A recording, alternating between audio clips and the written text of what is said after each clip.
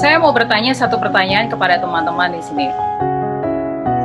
Pernahkah teman-teman berpikir kira-kira apa ya kehendak Tuhan dalam kehidupan saya? Ya, kadang-kadang kita ngerasa, wah ini kehendak Tuhan atau tidak ya? Sometimes ada juga doubt dalam diri kita. Bukankah menyenangkan kalau kita tahu apa kehendak Tuhan dalam kehidupan kita, ya kan? Jadi kita mudah untuk making decision. Nah, kalau seandainya kita diberikan waktu 10 menit untuk berbicara kepada Tuhan, kira-kira teman-teman pengen nanya apa sih sama Tuhan? Coba, minimal saya tanya satu orang aja dari antara kita, ada nggak yang volunteer mau untuk sharing? Kalau misalnya teman-teman di sini, oh sorry, saya terlalu semangat saudara-saudara. Ada yang diberikan kesempatan 10 menit aja untuk berbicara kepada Tuhan, kira-kira mau nanya apa? Saya mau nanya Gladys deh, misalnya.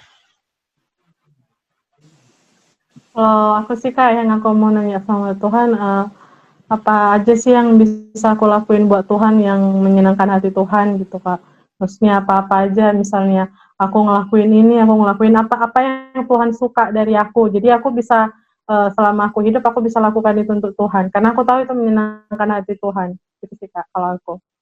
Thank you Gladys, wah jawabannya bagus banget ya. Kalau seandainya kita punya waktu 10 menit, mungkin kita bakal nanya, Tuhan, apakah pekerjaan yang Tuhan berikan kepada saya ini adalah pekerjaan yang tepat? Apakah pasangan atau pacar yang saya miliki sekarang ini adalah pasangan atau pacar yang Tuhan kasih, memang akan jadi pasangan hidup saya nantinya ke depan. Uh, tapi, saya mau nanya, kalau seandainya Tuhan menunjukkan ya kehendak Dia kepada kita, maukah kita benar-benar menurut akan kehendak Tuhan? Apakah Tuhan masih berbicara kepada kita seperti layaknya Abraham kepada Tuhan, Tuhan kepada Abraham, atau kepada Musa? Bagaimana kita bisa mengenali suara Tuhan? Nah, saya ingin share beberapa ayat Alkitab supaya kita bisa mendapatkan insight, ya. Dan memang saya taruh di sini ayatnya supaya kita bisa lebih cepat. Tetapi saya boleh meminta teman-teman di sini untuk bisa bantu untuk membaca. Yohanes 10 ayat 1 sampai 5. Saya walaupun memang saya taruh di sini ayatnya, tetapi saya juga meminta teman-teman untuk siapkan Alkitab. Siapa tahu saya salah taruh, ya. So we can have double check sehingga tidak merli harus percaya 100% ya. Jadi kita juga harus tetap recheck juga. Saya boleh minta tolong Yvonne untuk bacain Yohanes 10 ayat 1 sampai 5. Yohanes 10 ayat 1 sampai 5. Aku berkata kepadamu, sesungguhnya siapa yang masuk ke dalam kandang domba dengan tidak melalui pintu, tetapi dengan memanjat tembok, ia adalah seorang pencuri dan seorang perampok. Tetapi siapa yang masuk melalui pintu, ia adalah gembala domba. Untuk dia, penjaga membuka pintu, dan domba-domba mendengarkan suaranya. Dan ia memanggil domba-dombanya masing-masing menurut namanya, dan menuntunnya keluar. Jika semua dombanya telah dibawa keluar, jika semua dombanya telah dibawanya keluar, ia berjalan di depan mereka, dan domba-domba itu mengikuti dia, karena mereka mengenal suaranya. Tetapi seorang asing pasti tidak mereka ikuti, malah mereka lari daripadanya, karena suara orang-orang asing tidak mereka kenal. Oke, dari frase ini kita tahu bahwa ada satu keyword yang related dengan pembahasan kita, yaitu dengan mengikuti, mereka mengenal suaranya. Nah, saya lanjut ke ayat berikutnya yang akan saya share. Kita baca di Roma 12 dan 1 Petrus 4 ayat 1 sampai 2, ada satu kesamaan dari ayat ini. Saya boleh minta Gladys lagi baca.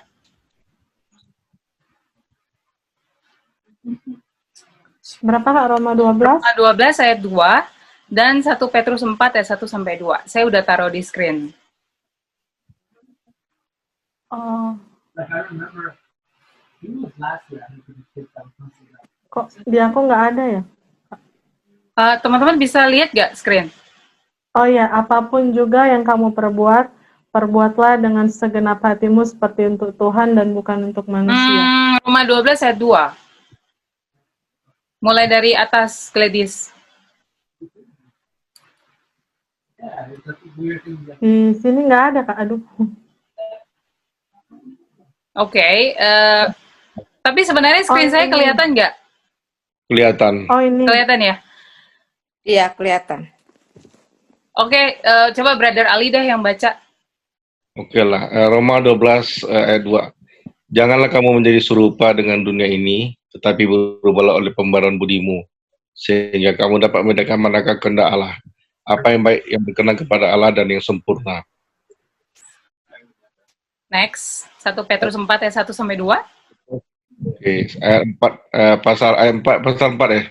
Iya, Pasal 1 1. Petrus 4 ayat 1 sampai 2. Pasal ayat 1. Jadi karena Kristus telah menderita penderitaan badani, kamu pun harus juga mempersenjatai dirimu dengan pikiran demikian. Karena barang siapa telah menderita penderitaan badani, ia telah berhenti berbuat dosa. 2. Supaya waktu yang sisa jangan kamu pergunakan menurut keinginan manusia, tapi menurut kehendak Allah. Oke, kita udah dapat sedikit gambarannya mengenai kehendak Allah di sini. But I'm going to share one more verse. Ada di Kolose 1 ayat 9 sampai 10. Saya boleh minta Ali kembali deh baca. Oke, Kolose pasal 1 ayat 9 sampai 10. Ayat 9. Sebab itu sejak waktu kami mendengarnya, kami tidak berhenti-henti berdoa untuk kamu.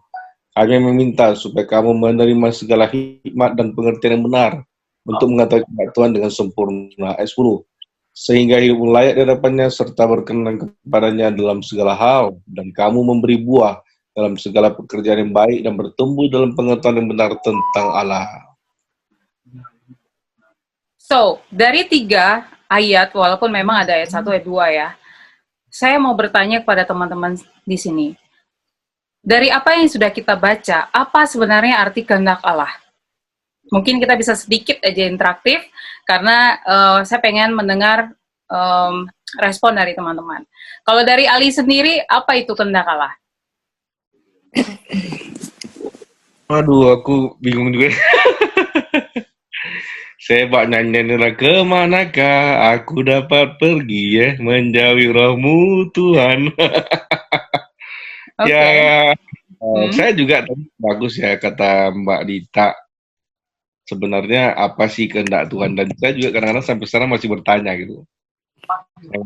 Saya jujur aja masih bertanya apa sih kehendak Tuhan yang akan dibuat pada saya gitu. Oke, kalau misalnya saya nanya sama Amel, apa kehendak Tuhan, Mel? Apa kehendak Allah? Apa itu kehendak Allah sih? Kehendak Allah ya kehendak sesuatu yang sudah Tuhan tetapkan dan sudah Tuhan pilih, dan itu udah bukan dari kita, bukan rencana kita, tapi semua dari rencana Tuhan. Tuhan yang atur. Oke. Tapi sebenarnya apa sebenarnya kehendak Allah? Apa yang sebenarnya Tuhan inginkan dalam kehidupan kita? I'm gonna share one more verse. Kita buka di 1 Tesalonika 4 ayat 3. Karena inilah kehendak Allah pengudusanmu, yaitu supaya kamu menjauhi percabulan. Oke, saya mau highlight di sini karena inilah kehendak Allah. Jadi, yang Tuhan mau di dalam kehendak Allah di sini adalah pengudusan. Ya, pengudusanmu. Kalau bahasa Inggrisnya adalah sanctification. Nah, pertanyaannya sekarang adalah, oke, kita tahu kehendak Allah adalah pengudusan. Tapi apa arti pengudusan itu? What is sanctification? Oke, kita akan bahas sedikit, kita kulik sedikit apa arti pengudusan ini. Nah, kalau dalam bahasa Inggrisnya, New King James Version, for this is the will of God, your sanctification. Ini tadi kita baca versi bahasa Indonesianya, 1 Tesalonika 4 ayat 3, bahasa Inggrisnya adalah sanctification. Nah, sekarang kita mau lihat yang lebih sederhana lagi dalam bahasa Inggris. Saya mengambil 2 versi di sini, ada Net Bible, for this is God's will, that you become holy.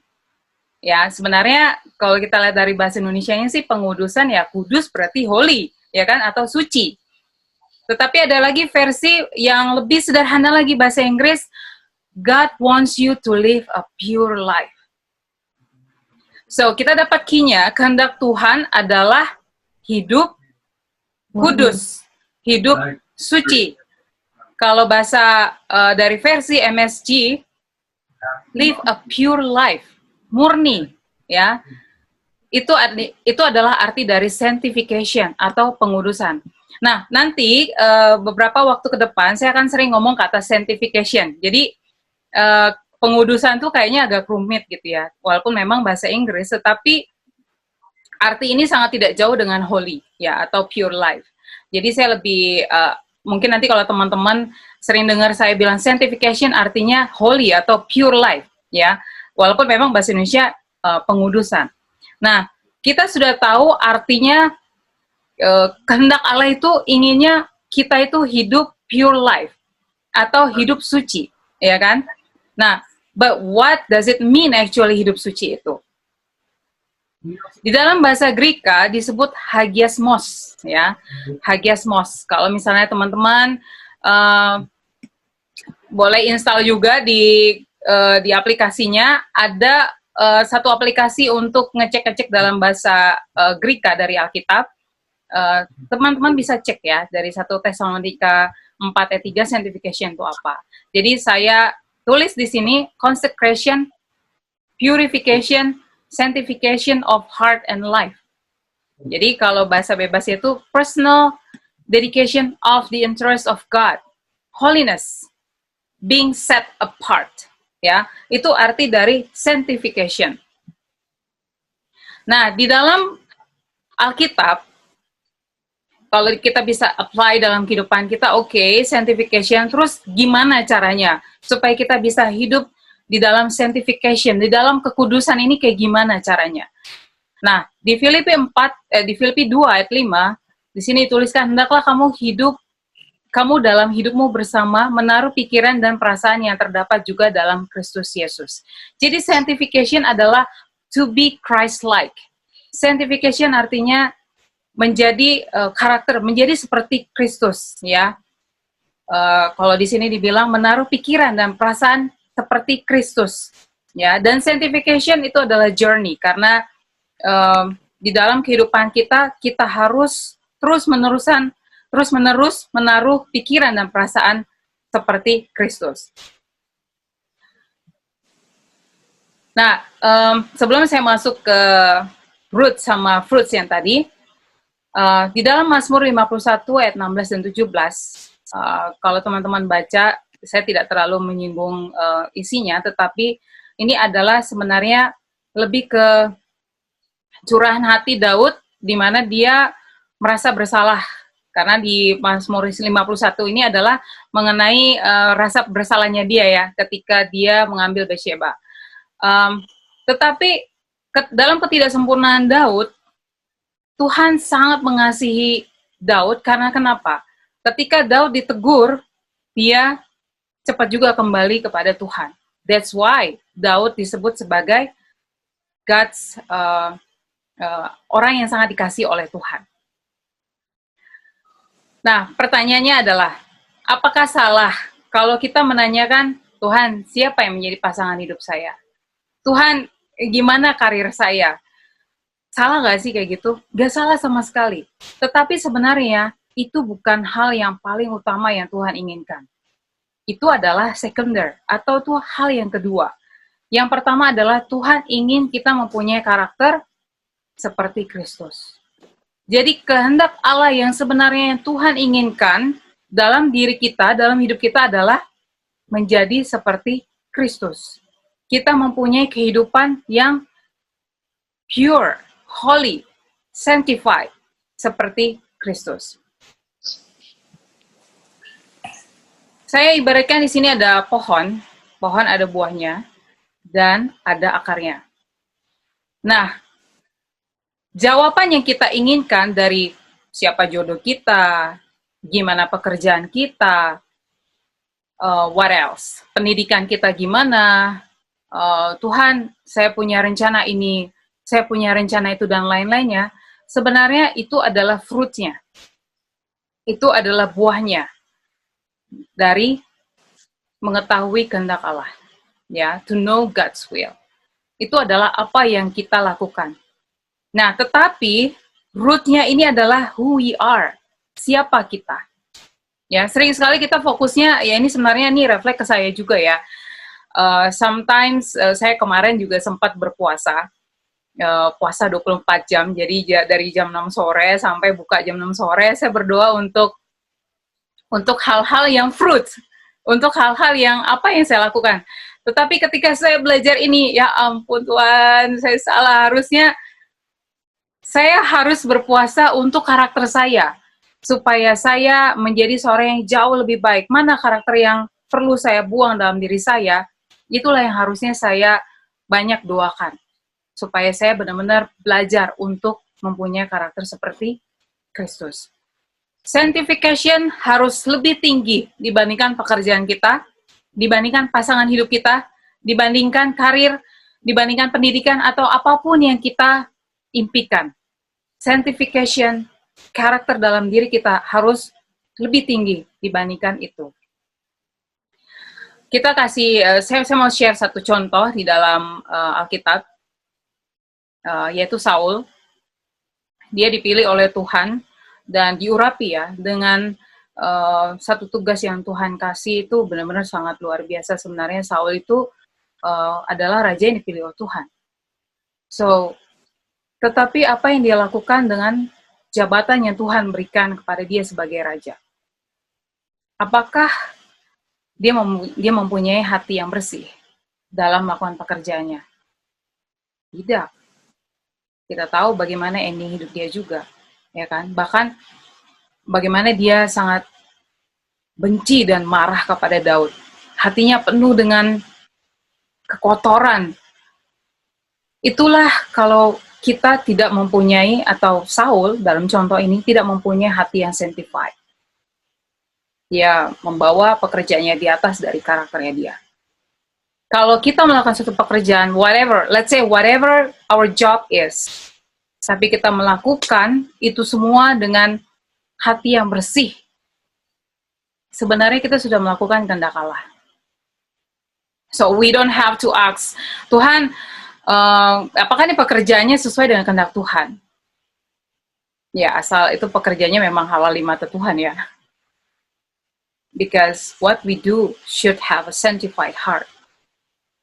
Nah, sekarang pertanyaannya adalah, oke, Tuhan, terus bagaimana cara saya mendapatkan sanctified heart, ya kan? Tapi saya mau share dulu satu ayat di sini di dalam Matius 5 ayat 13. Kamu adalah garam dunia.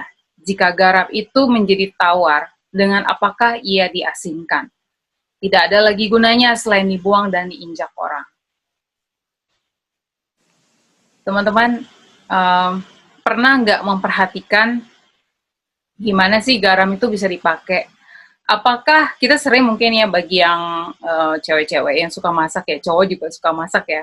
Kita kan kalau masak tuh suka pakai taruh garam ya, supaya ada rasanya gitu. Tapi pernah nggak kita berpikir gimana garam ini bisa ada? Oke, garam dari laut, tapi apakah dari laut langsung diambil terus taruh jadi garam dapur? Tidak kan? Itu harus dipurified dulu. Ada prosesnya, sehingga dia menjadi garam yang layak untuk kita pakai untuk masak. That's the same with sanctification. Jadi karakter kita juga harus perlu di-sanctified, sehingga kita bisa menjadi seseorang yang mempunyai karakter seperti Kristus. Saya mau share satu ayat di sini, yaitu bagaimana kita bisa mendapatkan kekudusan atau sanctification. Di dalam Mazmur 66 ayat 18 dan Yesaya 59 ayat 2. Saya boleh minta Willy, boleh baca, Will? Di Mazmur 66 ayat 18 ya, Kak. Yes. Seandainya ada niat jahat dalam hatiku, tentulah Tuhan tidak mau mendengar. Lalu di Yesaya 59 ayat 2, tetapi yang merupakan pemisah antara kamu dan Allahmu ialah segala kejahatanmu dan yang membuat dia menyembunyikan diri terhadap kamu sehingga ia tidak mendengar ialah segala dosamu. Iya. Thank you, Will. Nggak ada sharing blessing ya, Kak? Oh, nanti Nggak abis apa-apa ini. Abis ini. Iya, nggak apa-apa, bagus. Dia lebih utamakan firman Tuhan, betul. Soalnya kelamaan nanti. Oke, oh ya, notes buat Willy ya. Willy baru join. Kita dengerin firman dulu. Abis itu sessionnya adalah breakout room. Oke. Nah, tadi ada 2 ayat yang sudah dibaca, ya kan? Semoga kita tadi menyimak semuanya ayat ini. Jika kita ingin mengetahui kehendak Tuhan, kita harus menyingkirkan dulu dosa-dosa kita, dosa-dosa yang kita miliki. Jika Tuhan memberikan conviction atau Tuhan menegur dalam hati kita, Dita, kamu tuh ada dosa ini, kamu harus singkirkan itu dosa dulu, kamu minta ampun. Let's say the Holy Spirit ya, bicara kepada saya. Kalau saya tidak mau menyingkirkan dosa itu, saya tidak akan tahu kehendak Tuhan. Ya, ayat ini sangat clear buat kita untuk kita tahu apa yang sebenarnya Tuhan itu nggak suka kalau dalam hati kita tuh masih ada niatnya jahat, masih ada dalam diri kita tuh dosa.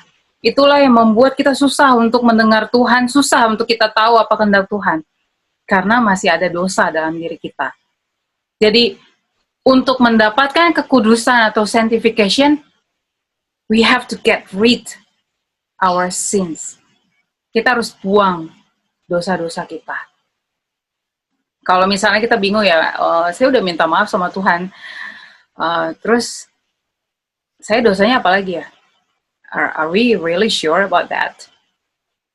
Saya pernah dalam satu waktu itu pernah sama grup Bible study saya ya. Kita membahas mengenai confession, ya, pengakuan dosa. Jadi dalam satu Bible study itu cuma ngomongin pengakuan dosa aja. Nah, tapi aplikasinya adalah kita harus spend time sama Tuhan untuk nanya, Tuhan, kira-kira apa dosa dalam diri saya yang belum saya akui kepada Tuhan? Nah, saya mengambil satu momen untuk saya berdoa kepada Tuhan. Saya bilang kayak gini, Tuhan, saya minta ampun untuk kesalahan saya kepada si A, si B, si C, dan segala macam. Dan saya pikir it's done, clear. Terus kayaknya ada yang kurang dalam hati saya. Kemudian Tuhan bilang, well, you need to pray more. Kemudian saya doa lagi. Oke, Tuhan, sepertinya ada sesuatu yang missing. Please show me. Kasih tahu saya. Apa yang salah, Tuhan? Apakah ada seseorang yang saya sakiti? Hingga sampai saat ini yang saya belum clear sama orang itu. Atau saya bahkan mungkin nggak nyadar kalau saya nyakiti dia. Tuhan, tolong tunjukkan saya. Nggak lama kemudian, nggak langsung pada saat itu ya, ketika beberapa saat setelah saya berdoa, tiba-tiba tuh ada nama flash di pikiran saya. Teman-teman, saya waktu itu kaget sekali. What? Itu dia. Jadi, ini sebenarnya agak personal ya. Jadi, waktu saya SMA, ini agak saya sebenarnya jarang buka. Tapi karena ini relate dengan topik kita, jadi saya akan share. Jadi pada waktu SMA, saya itu suka seorang cowok ya. Ternyata cowoknya juga suka sama saya. Tetapi bedanya adalah kita beda iman, ya. Tapi dia nggak menganggap itu tidak masalah, tapi buat saya itu masalah. Sehingga kita hanya jadi teman aja gitu sebenarnya. Nah, tetapi selama beberapa tahun, saya waktu itu besarnya di Kalimantan. Saya pindah ke Jakarta untuk kuliah. Kita masih ngobrol lewat surat-suratan ya dulu ya. Dan ternyata dia menganggap itu sebagai sesuatu yang spesial buat dia. Sampai akhirnya dia ke Jakarta dan dia itu mau menyatakan isi hatinya kepada saya gitu ya. Tapi karena saya tahu bahwa perasaan ditolak itu kan nggak enak ya. Saya langsung bilang, aduh, terima kasih banyak ya, lu udah jadi teman yang baik buat gua dan segala macam. Tetapi sepertinya kita bagus jadi teman karena kita beda belief, saya bilang kayak gitu. Sejak itu, saudara-saudara, dia menghilang dalam kehidupan saya. Dia blok email saya, dia blok nomor saya untuk saya nggak bisa telepon dia, tuh saya nggak bisa touch sama dia. Everything itu semua dia blok. Dulu kita suka Twitteran, tapi dia udah menghilang dari Twitter, dia delete account-nya dan segala macam. Saya kaget, itu karena sebenarnya udah lama sekali ya, itu waktu SMA sampai memang kuliah cukup, ya 5 tahun setelah itu kita masih keep in touch, tetapi saya cuman kaget, saya udah hampir melupakan itu. Mungkin dia udah punya kehidupan yang baru, saya nggak tahu apakah dia sudah menikah ya, dan dia punya seseorang yang baru mengisi hatinya gitu ya, saya tidak tahu gitu. Tetapi ketika saya berdoa itu, saya kaget, kok nama dia ada di kepala saya, sampai saya bilang, ya Tuhan, apa saya memang menyakiti dia, saya bilang kayak gitu. Dan saya mengambil waktu untuk khusus mendoakan Tuhan, semoga dia happy, dia bahagia, dia fine.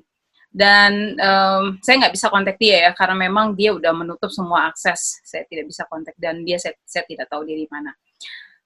Tetapi setelah saya berdoa itu, ada satu relief dalam diri saya, itu kayak kelegaan yang, ya udah, itu bukan urusan kamu lagi gitu. Karena saya udah akui di hadapan Tuhan, dan saya pun tidak ada kesempatan untuk saya minta maaf kalau saya memang menyakiti dia. But anyway, itu sangat penting di hadapan Tuhan untuk kita mengakui semua kesalahan-kesalahan kita di hadapan Tuhan. Karena kenapa? Karena itu akan mempengaruhi keinginan kita untuk mengetahui kehendak Tuhan dalam kehidupan kita. Jika kita berdoa, dan kita tanya sama Tuhan, Tuhan, apa hal-hal yang harus saya ubah dalam diri saya? Tuhan akan jawab, teman-teman. Tuhan pasti akan jawab. Kalau kita nanya lagi, Tuhan, gimana kalau gitu kita bisa mendapatkan kekudusan? Sanctified, yaitu tadi. Kita harus minta ampun pada Tuhan, kita mengakui semua dosa-dosa kita, kemudian Tuhan akan memberikan kita kemenangan akan dosa, dan Tuhan akan renew our hearts and mind. Tapi memang kita tidak bisa melakukan itu sendiri ya, teman-teman. Kita membutuhkan Tuhan yang akan membuat kita menjadi manusia baru. Nah, ada satu cerita, ini wanita di Irlandia, dia punya kebiasaan, dia suka melemparkan tongkatnya ke atas gitu. Jadi tetangganya ini setiap pagi kalau dia bangun, dia langsung melemparkan tongkatnya ke atas. Terus dia ngelihat tongkatnya itu ke arah mana gitu. Disitulah dia akan mengikuti arah hidup dia. Tapi tetangga ini kan nggak tahu ya. Kemudian dia nanya, Ma'am, kenapa sih Ma'am, tiap pagi saya ngeliat kok suka lempar-lempar ke atas itu, your stick, kata dia. Ya, karena setiap pagi saya ingin tahu kehendak Tuhan apa dalam kehidupan saya. Saya harus melakukan apa? Apakah saya harus melakukan ini atau saya melakukan itu? Dia bilang kayak gitu. Oh, oke. Kata tetangga ini, dia nggak bother ya. Karena itu kan memang prinsipnya dia. Tapi ada satu hari, wanita ini tidak hanya sekali melemparkan. Jadi dia udah lemparin, terus dia lemparin lagi. Dia udah taruh, dia udah jatuh ya sticknya, dilempar lagi. Dan itu berkali-kali. Sehingga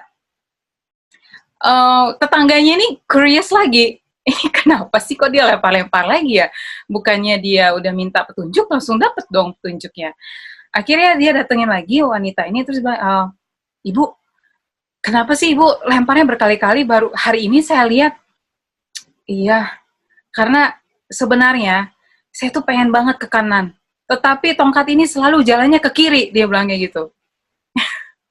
Jadi, ya kadang-kadang kita kalau misalnya kita berdoa sama Tuhan ya, Tuhan biarlah kehendak Tuhan yang jadi, tapi kalau bisa ya Tuhan, saya mau seperti ini, saya mau seperti itu. Well, actually sebenarnya bukan kayak gitu ya teman-teman, untuk kita mengetahui kehendak Allah. Kalau kita baca Yohanes 17 ayat 7, ini adalah ayat terakhir, ayat kedua terakhir. Barang siapa mau melakukan kehendaknya, ia ia akan tahu entah ajaranku ini berasal dari Allah, entah aku berkata-kata dari diriku sendiri. Basically, kalau kita sudah intent atau kita udah benar-benar niat untuk melakukan kehendak Allah, Tuhan tuh pasti akan tunjukkan kepada kita. Tuhan akan kasih discernment dalam diri kita, this is right or wrong. Jadi kita nggak perlu nanya lagi, Tuhan, aku minta tanda dong, ini kehendak Tuhan atau bukan ya, gitu ya. But basically ayat ini bilang, kalau kita mau aja untuk melakukan kehendaknya, Tuhan, God will tell us, we will know, kita akan tahu. Kita akan diberikan kemampuan untuk membedakan apakah ini sebenarnya keinginan Tuhan atau tidak. We will know. Ada satu quotation dari seorang yang diberikan inspirasi oleh Tuhan. Isinya gini, until you have the resolution to obey God's will, you cannot have His guidance. Until you have the resolution to obey God's will, you cannot have His guidance.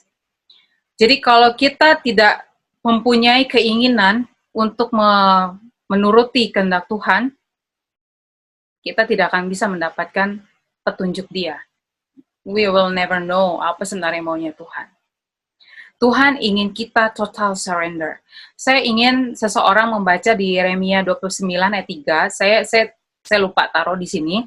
Tapi saya boleh minta salah satu dari kita untuk bacain. Anyone? Yeremia 29 ayat 3.